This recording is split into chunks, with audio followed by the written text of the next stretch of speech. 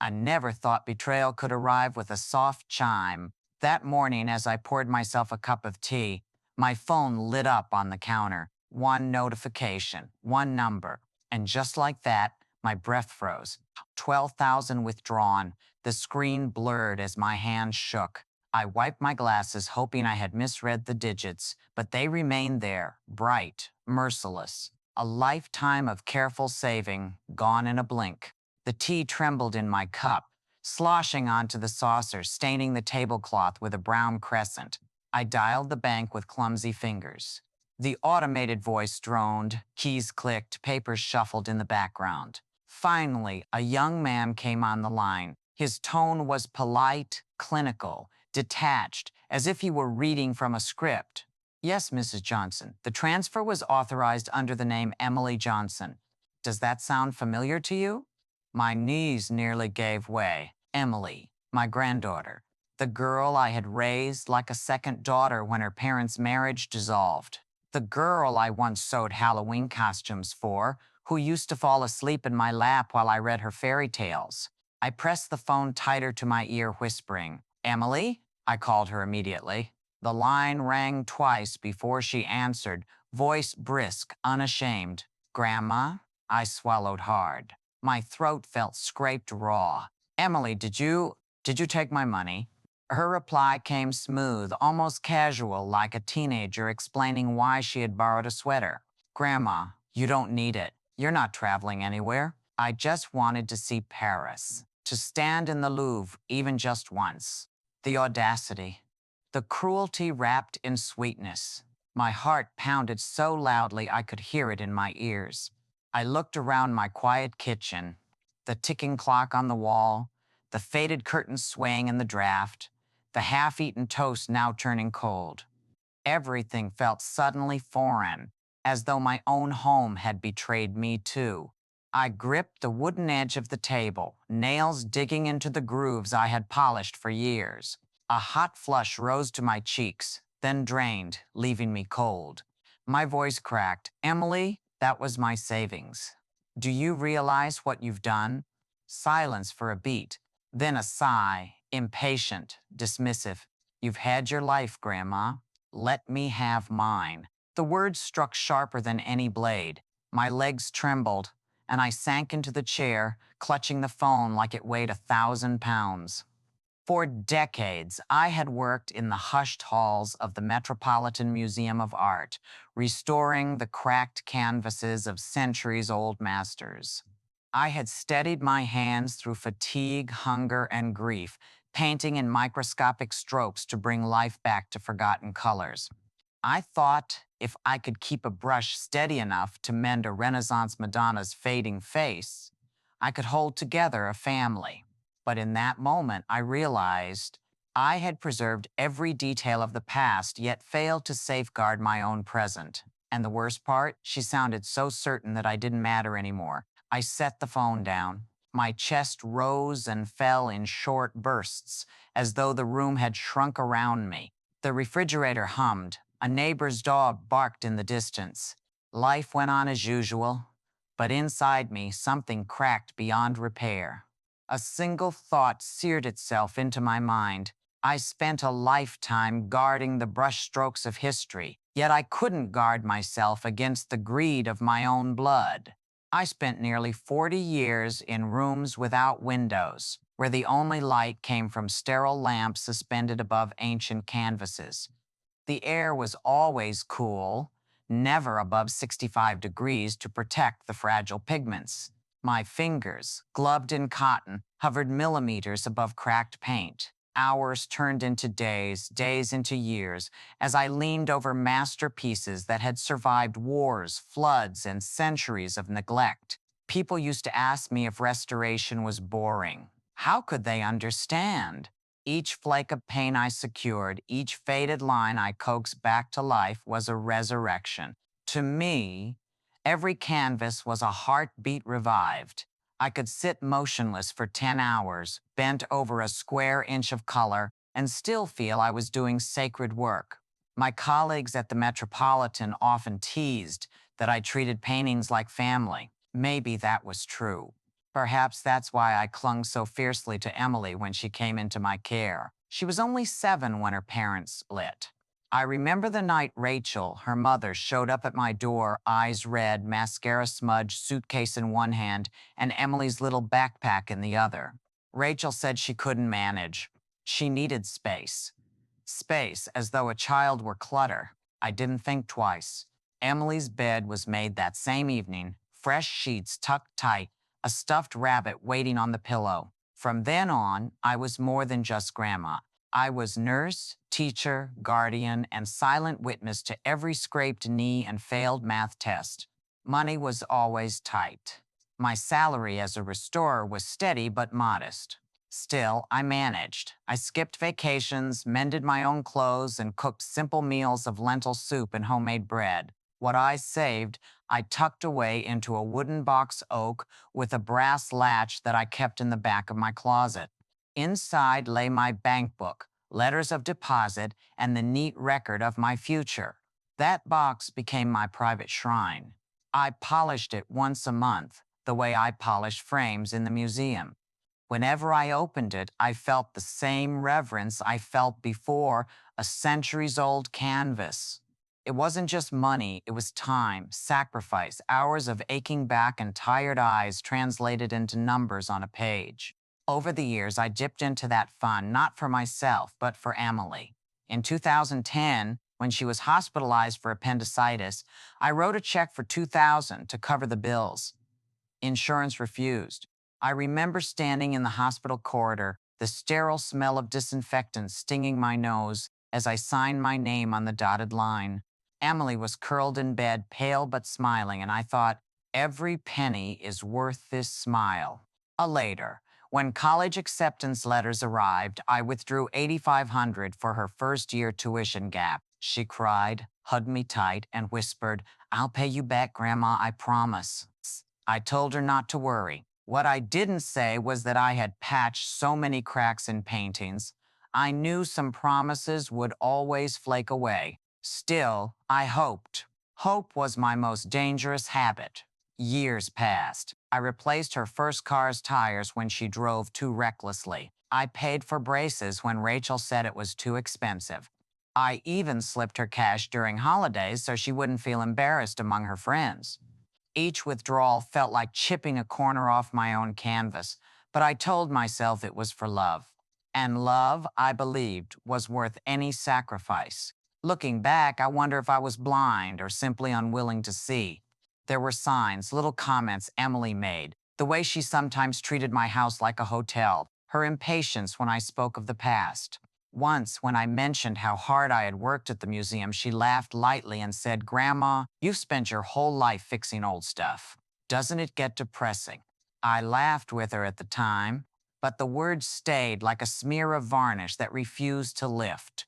The truth is, I had always been better at saving art than saving myself. I knew how to remove centuries of grime without damaging fragile paint, but I didn't know how to set boundaries without damaging fragile relationships. I knew how to preserve history, but I didn't know how to preserve my own dignity. That wooden box, my quiet companion through the decades, now felt like a coffin for my naivety. Each time I opened it, I should have asked myself, who am I saving this for? TA.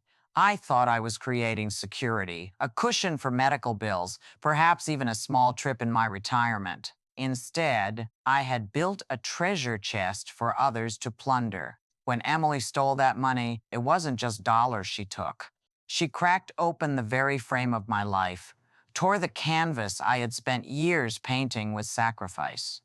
And as I sat there, staring at the hollow space where trust used to be, one bitter truth pulsed through my chest. I spent my life preserving the colors of ancient art, yet I let the colors of my own family fade into betrayal. That night, after the call with Emily, I didn't sleep. I sat at the kitchen table until dawn, the shadows shifting on the walls like ghosts of choices I had made. The house was silent except for the tick of the old clock, each second stabbing into me.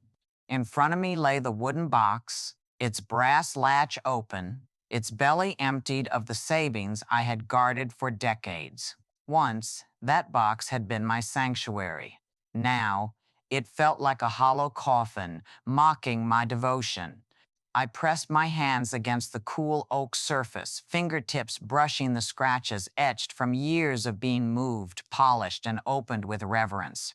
The weight of memory clung to it. Each deposit slip, each letter from the bank carefully folded inside, each hope I had silently stored. Now it was bare, a vessel without meaning.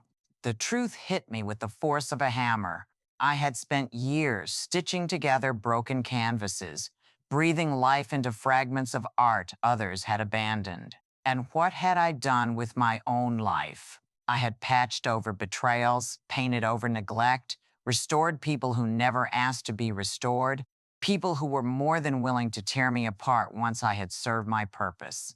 I whispered into the emptiness, if I spend the rest of my days mending what others ruin, then I will become nothing more than a restorer of my own broken life. The words trembled in the air, sharp and bitter, yet freeing. For the first time, I wasn't afraid of hearing them aloud.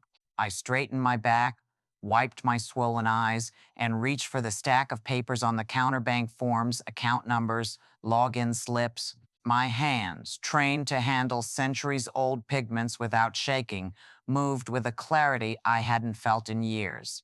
First, I changed every password. No more familiar dates Emily might guess. Each keystroke felt like a lock sliding into place, a boundary being drawn.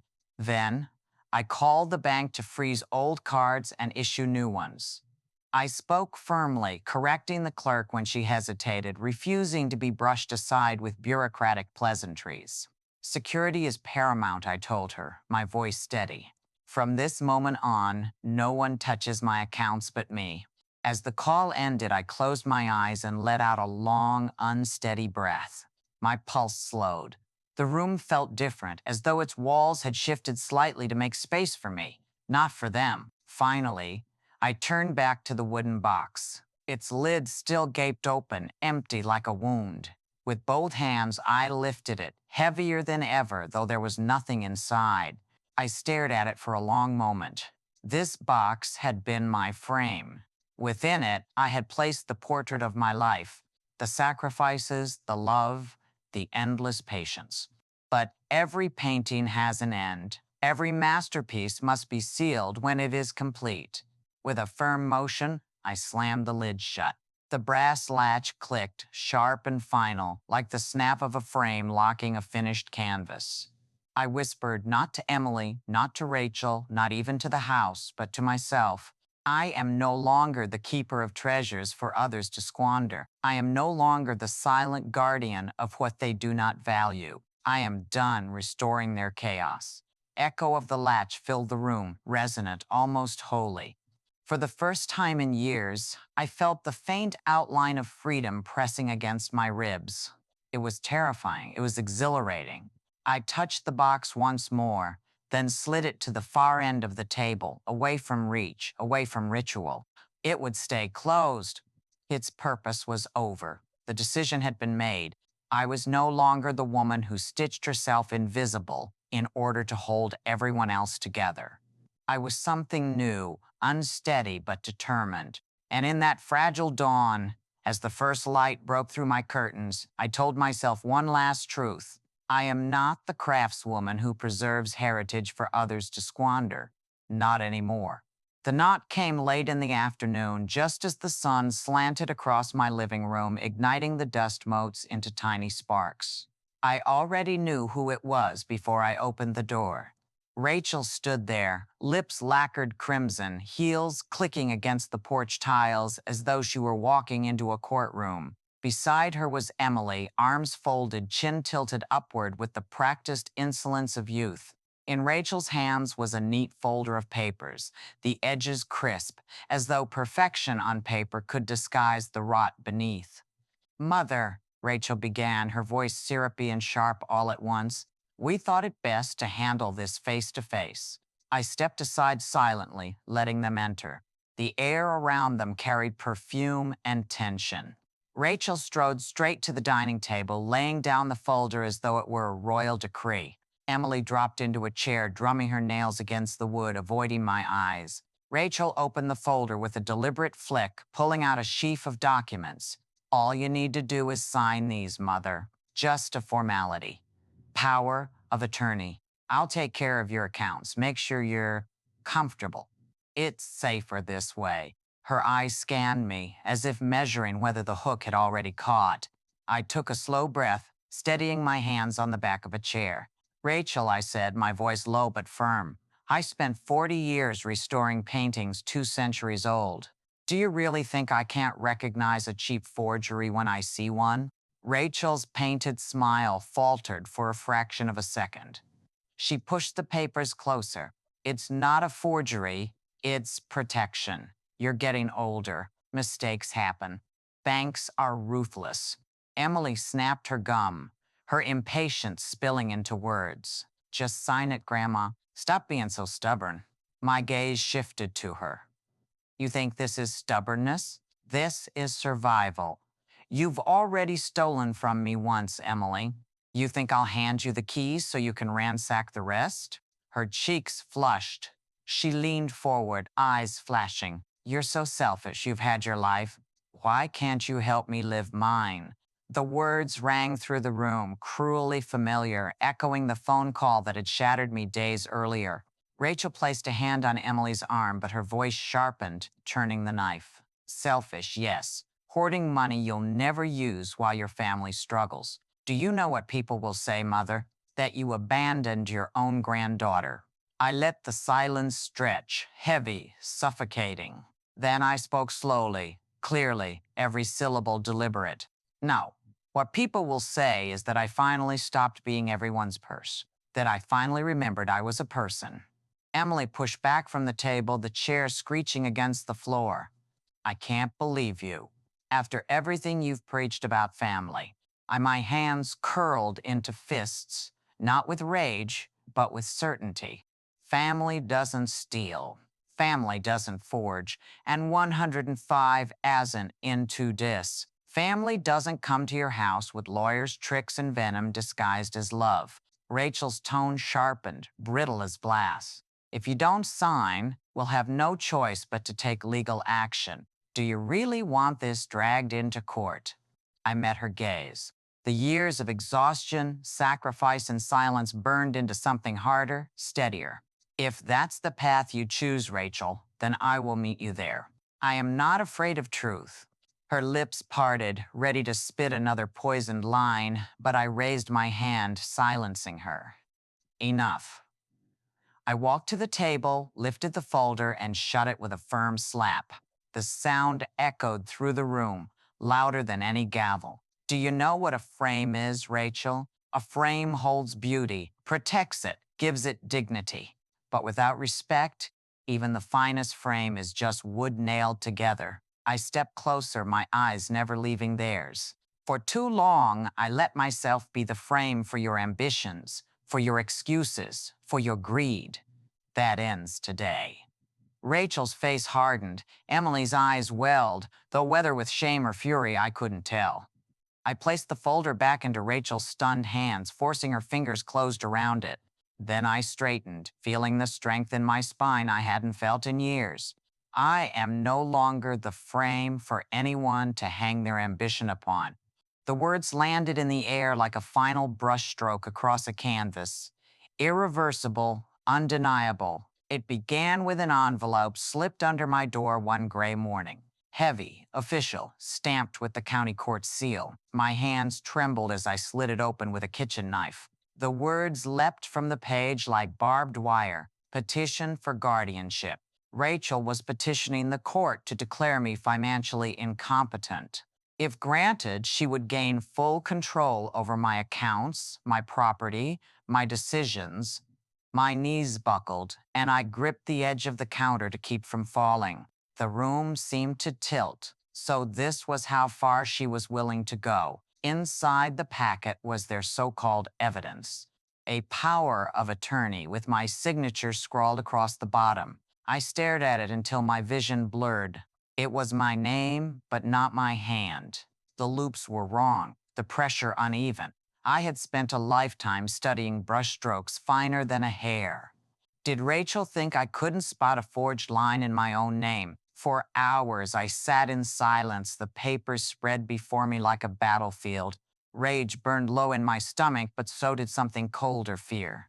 What if the court believed her? What if I lost everything I had fought to protect? That evening, Anna knocked. My neighbor, with her flour-dusted apron and the smell of cinnamon trailing behind her, carried a warm apple pie in her hands. She took one look at me, at the mess of papers on the table, and set the pie down. "Margaret," she said softly, "tell me what's happened." I handed her the petition. She adjusted her glasses, scanning the lines, her jaw tightening. "This is outrageous. She's trying to steal from you in broad daylight." Her voice, firm and steady, anchored me. Tears pricked my eyes, but I blinked them away. "I don't know what to do," I confessed. "If the court believes her." Anna placed a hand over mine, her palm warm against my trembling skin.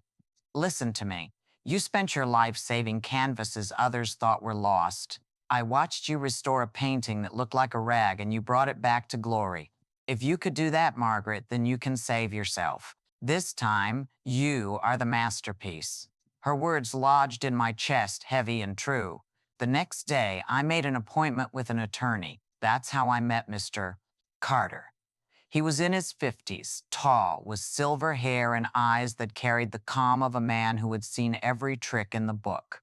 His office smelled of leather and old law journals. He read through Rachel's petition without a flicker of surprise. When he reached the forged signature, he leaned back in his chair and steepled his fingers. "Classic," he muttered. "Families do this more often than you'd think. They waive a few documents, paint a picture of incompetence, and hope the court won't look too closely." I clenched my fists. "But it's a lie. She forged my name." He met my gaze, steady and unflinching. "Then we'll prove it. Do you have samples of your real signature?" I nodded. "Bank slips, museum contracts, even birthday cards. Years of my hand, precise and unmistakable." "Good," he said. "We'll line them up. Experts can testify. And as for your capacity, Margaret, you restored Renaissance canvases. You managed accounts, raised a child, built a life. You are competent, more than competent. Let them try to argue otherwise." For the first time in days, I felt a thread of hope tug at me. Still, the nights were long. I lay awake, replaying every moment with Emily, her laughter, her promises, her betrayal. Sometimes I caught myself wondering if I had failed her, if my love had somehow twisted into indulgence that birthed her entitlement. Then I remembered her voice, cold and careless. "You've had your life. Let me have mine." No, this was not love. This was greed dressed in family's clothing. Anna came by often. She sat with me over tea, distracting me with stories of her grandchildren. Before leaving one evening, she paused at the doorway and said, "Remember, Margaret, liars need silence to thrive. Don't give them yours." Her words rang in my ears long after she left. I gathered evidence. Old bank ledgers, photographs of my box of deposit slips, letters Emily had written me in her childhood with my name written in her shaky scrawl proof of a time before lies hardened her. Each item I collected was another brick in my defense. Mr. Carter trained me, too. "We practice questions," he said Rachel's lawyer might ask. "Do you sometimes forget things? Mrs. Stimes? Johnson? Are you easily confused with numbers?" At first, I stammered. My voice cracked. But with each rehearsal, I grew stronger. I remembered the steadiness of my hand holding a restoration brush, the patience that had carried me through decades. That steadiness was still in me, waiting. One afternoon, after yet another round of practice, Carter leaned back in his chair, a faint smile touching his lips. "You know, Margaret, you remind me of an oak tree. Weathered, yes, but unbroken. They can huff and puff all they want, but you're not going down." His faith strengthened my own. When the court date arrived in the mail, my stomach twisted. The day was set. A battle loomed, one I had never imagined, fighting against my own blood. But as I stood at my window that evening, watching the last light fade over the street, I realized something had changed. For the first time, I wasn't preparing to patch over someone else's mistakes. I wasn't readying myself to smooth their cracks or soften their flaws. No. This time, I was preparing to reveal them. I turned to the empty wooden box on the table, its latch still shut from the night I had closed it. It no longer mocked me. It was a reminder, a frame, finished, complete. The past was sealed. Now came the reckoning. And I whispered into the quiet house, the word steady, carved from bone. I do not mend the lies of others. I defend the truth. The folder lay on my table for days, its edges curling slightly from my constant handling. I couldn't stop myself from opening it again and again, staring at the document Rachel had dared to present to the court, a power of attorney with my so-called signature at the bottom. At first glance, it looked convincing. The strokes curved in the right places, the letters spelled correctly.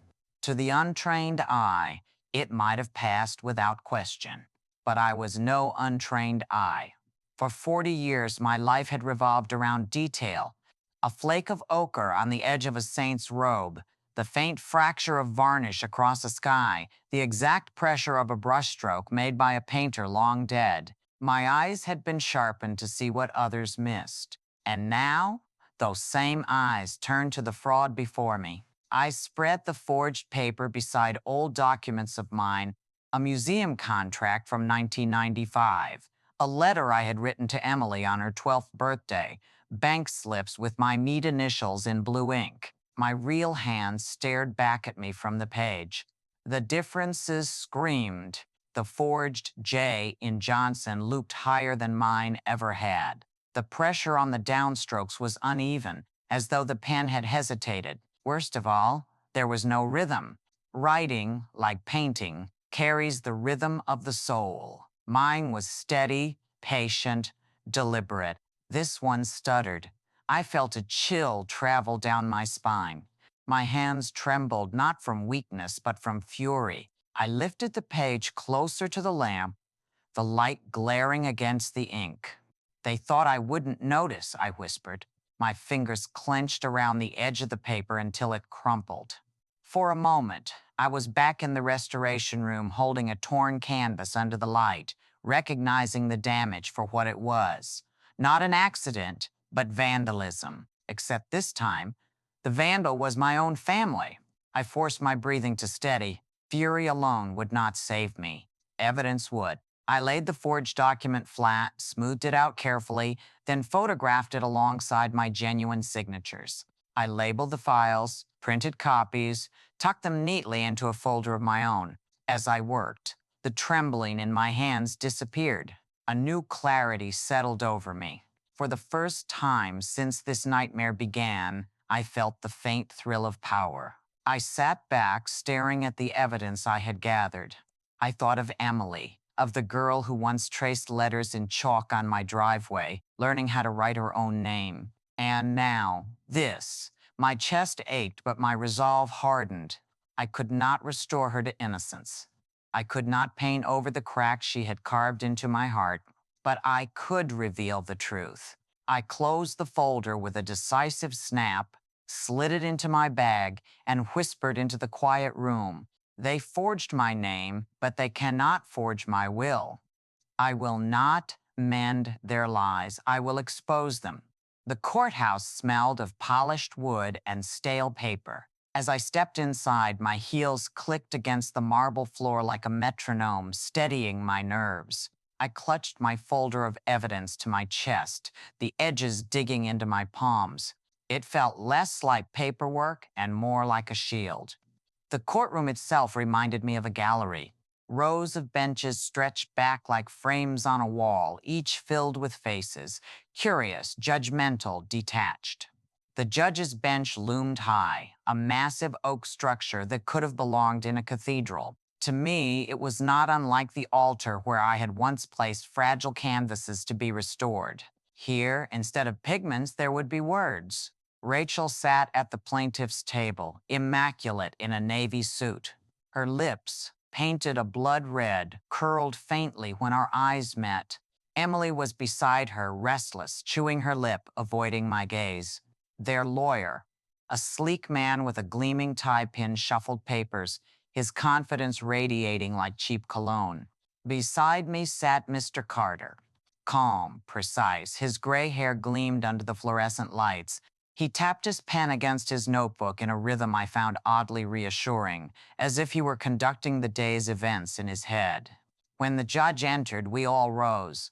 The gavel struck once, echoing through the chamber like a drumbeat.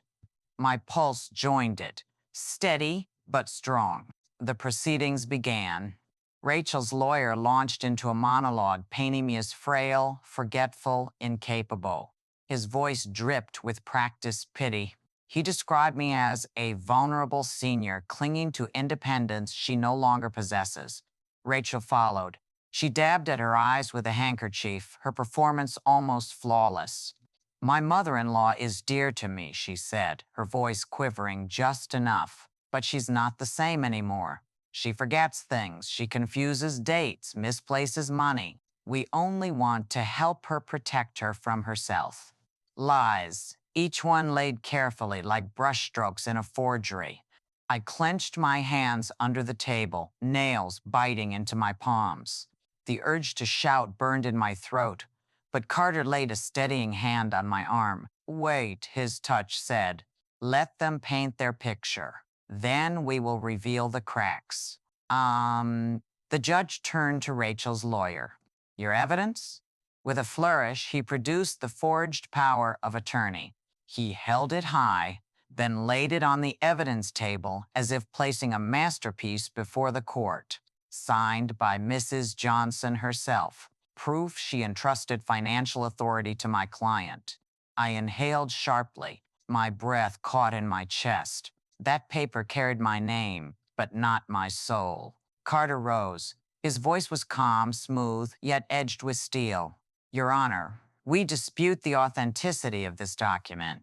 In fact, we will prove it is a forgery.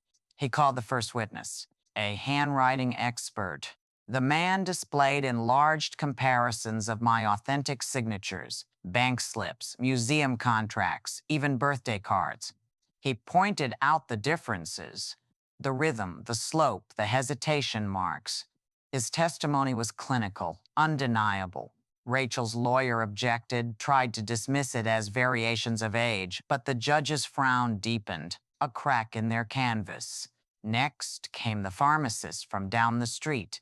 She testified that I personally filled my prescriptions each month, never missing a date, never confusing a dosage. Then the locksmith. He swore under oath that I had requested and overseen a lock change myself, giving him specific instructions. Finally, Carter played footage from a bank camera showing me depositing checks, engaging clearly with staff. Each testimony layered another stroke of truth across the false picture Rachel had painted. The forgery was unraveling before their eyes. When my turn came, my knees trembled as I rose, but my spine was straight. The clerk swore me in. I took the stand. The lawyer approached, his questions barbed. Mrs. Johnson, do you sometimes forget your appointments? Like anyone, I may forget small things, I replied evenly, but I never forget who I am or how to sign my name. He tried again. Would you agree that handling finances can be confusing for someone of your age? I leaned forward, my voice steady. I handle finances for decades, saving every dollar to raise my granddaughter. Age does not erase skill, and it does not erase integrity. Murmurs rippled through the gallery. Finally, Carter stood. He asked only one question.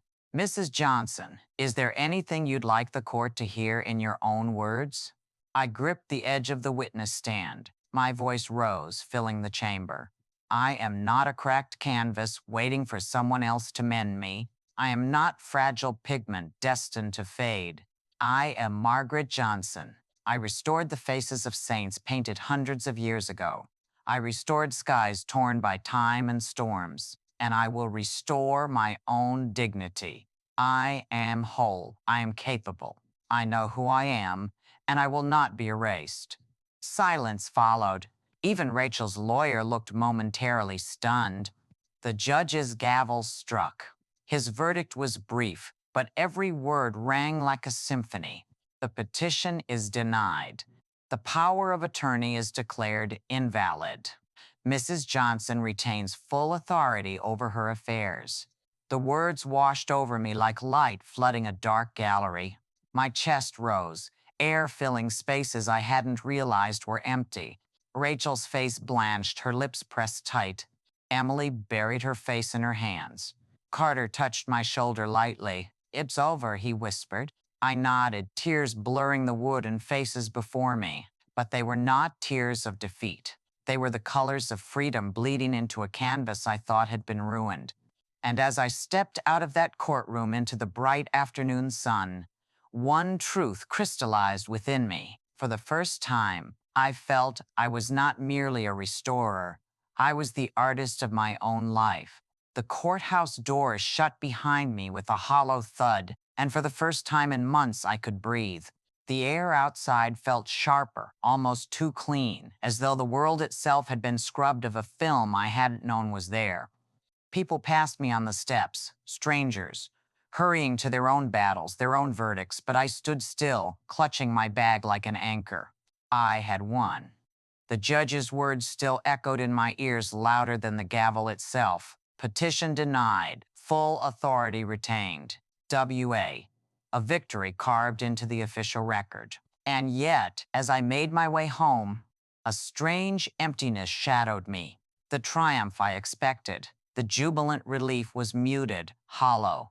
What lingered instead was exhaustion, the kind that seeps into bone. My house was quiet when I entered, too quiet. The curtains hung still, the air heavy with the scent of dust and lemon polish. I set my bag on the table, the same table where Rachel and Emily had once laid down their false documents, demanding my surrender. The folder was still there, though now it held victory instead of fear. I boiled water for tea, the kettle's whistle piercing the silence. My hands shook slightly as I poured, though not from weakness, more from the release of everything I had been holding. I carried the cup to the armchair by the window, the chair where I had spent countless nights wondering if I would lose everything. The steam rose, fogging my glasses. I stared into it, watching the wisps curl and vanish. For so long, I had defined myself by resistance, resisting their demands, resisting despair, resisting the weight of betrayal. Now that resistance had nowhere to go. The night came slowly, pressing its dark palms against the windows. I didn't bother turning on the lights. I sat in the dimness, listening to the creak of the house, the distant bark of a dog, the rhythm of my own breathing. I thought of Rachel's face when the verdict was read, tight, pale, furious. I thought of Emily's shoulders slumped, her hands covering her face, a child again for one fleeting second. There was no joy in those images, only a dull ache. I remembered restoring a painting years ago, one that had been slashed by vandals. When the work was complete, the colors glowed again, the surface smooth, the scars invisible to most eyes. But I knew where the canvas had been cut. I could feel the history of its wounds beneath my fingertips, even if no one else could. That was how I felt now. I had been restored in the eyes of the court. On paper, I was whole. But inside, I still carried the cuts, the tears, the invisible scars of betrayal.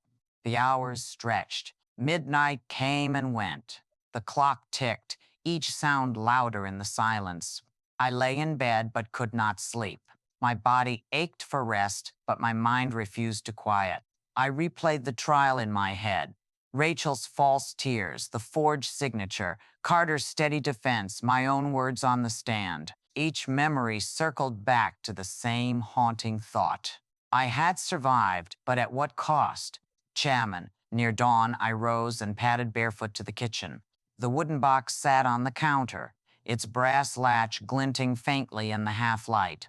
I touched it, remembering the years it had held my hopes, my sacrifices. It was empty now, but still it carried weight. I whispered to the stillness, my voice raw.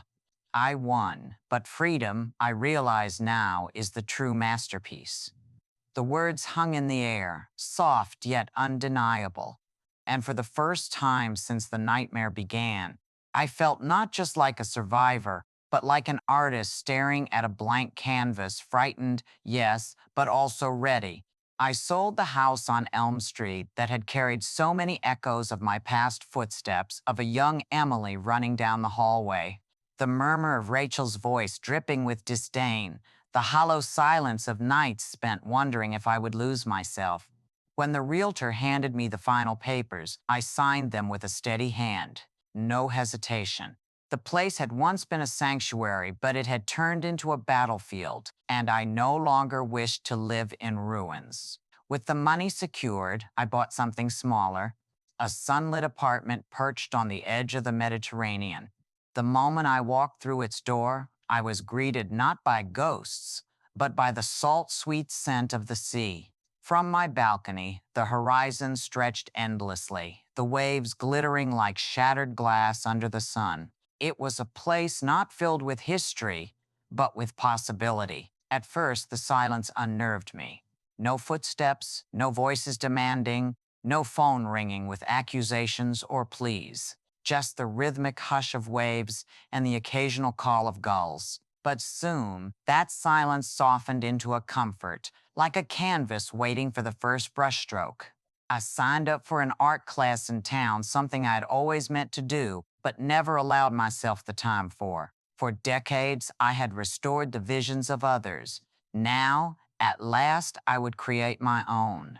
The first day, my hands trembled slightly as I dipped the brush into cobalt blue. But as the paint touched the canvas, something inside me loosened. It didn't matter if the strokes were clumsy or the shapes imperfect. The colors were mine. In the afternoons, I joined a small book club at the cafe near the square. The members were a mix of retirees and young students, all eager to discuss poetry and novels. We debated endings, laughed over characters, shared stories of our own lives. For the first time in years, I wasn't reduced to a wallet, a caretaker, a resource to be exploited. I was simply Margaret, a woman with thoughts, laughter, opinions of her own. My neighbors became friends. Anna visited once, bringing her famous apple pie, and declared the sea air made me look younger. I believed her. Perhaps it wasn't the air, but the weight that had lifted from my chest. One morning, I sat on my balcony with a steaming cup of coffee, the breeze tugging gently at my hair. I had hung a small wind chime from the railing, its glass pendants catching the light. When the wind stirred, it sang a soft, tinkling melody that floated through the air, and in that moment, memory struck. Once, a different ting had ruled my days, the sharp chime of a bank notification announcing withdrawals that hollowed me out, each one another betrayal. That sound had been a summons to despair. But now, the chime of the wind carried something else entirely: freedom. It was no longer a reminder of loss, but a song of release. I closed my eyes, letting the sound wash over me. My hands cradled the warm cup, light as air. For decades, I had devoted myself to preserving the works of others, believing that in saving the past, I was also saving my future. But restoration, I learned, has its limits. Some cracks cannot be mended, some colors cannot be revived, and some relationships cannot be salvaged. And that is not tragedy. That is truth. I thought of Rachel and Emily rarely now. When I did, it was not with rage, but with distance. They had chosen their path, and I had chosen mine. There would be no reconciliation, no dramatic return, only silence between us. And in that silence, I found peace. I reached for my journal, scribbling a few lines as the chime swayed. Freedom is not a gift handed down by others. It is a frame you build for yourself, strong enough to hold your own life without permission or apology. The pages fluttered in the breeze, eager to carry my words beyond the balcony, into the open air. That evening, after my art class, I walked back along the shoreline. The waves lapped at my feet, cool and insistent. I looked at the trail of footprints behind me, already dissolving into foam, ephemeral, fleeting, like so many promises I had once believed. But I no longer mourned what washed away. I embraced what remained, the present, the sea, the sky, the canvas of my days still waiting to be filled.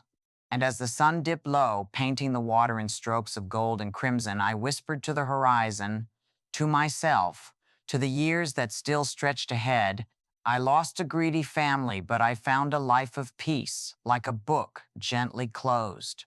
If you've walked with me this far, I want to turn and face you now, not as a grandmother, not as a restorer of art, not as a woman dragged into court, but simply as myself. Let me ask you something, and I want you to sit with the question, truly sit with it. If one day your loved ones tried to reduce you to something broken, something in need of fixing, would you remain silent or would you rise? I know the weight of silence.